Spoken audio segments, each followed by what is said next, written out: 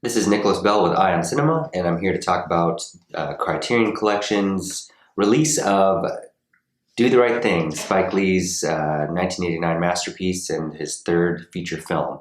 It's actually a 4K digital restoration of the title. It was released in the early 2000s, originally as part of the Criterion Collection on DVD, and here it is getting its Blu-ray re-release as the cinematographer approved restoration. It was lensed by Ernest Dickerson.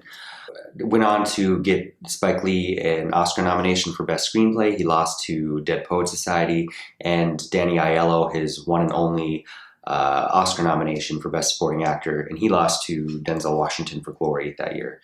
Lots of conversations about the film have to do with Spike Lee's feelings about not getting nominated for Best Picture and the archaic, whitewashed Driving Miss Daisy winning that year. But the film has kind of stood the test of time on its own, and while it's a time capsule of 1989 Brooklyn, it also is very prescient with what's going on now. There's a heat. The story is very simple, but is very powerful.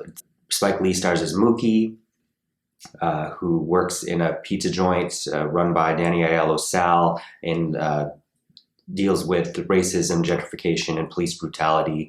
There's a heat wave that's sweltering the nation, which is kind of what's going on right now. And certain figures are brought up, like Trump is mentioned in there.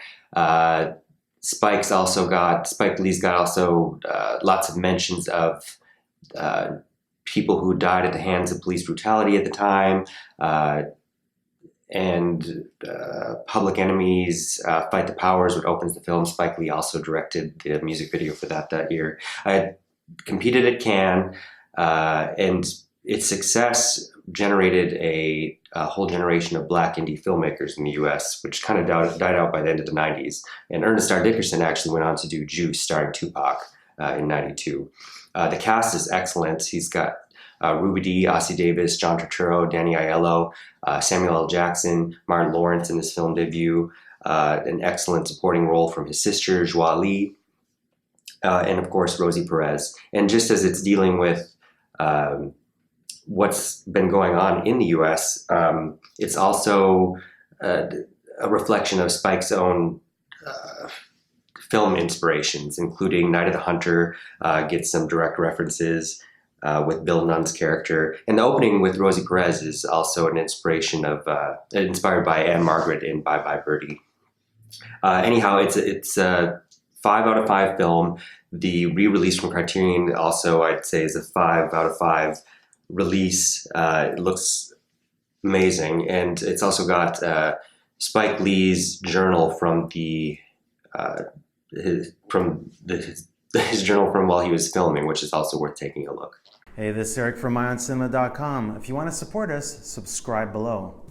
For more reviews, interviews, film festival coverage from Sundance, Cannes, Toronto, you want to check out these guys on this side.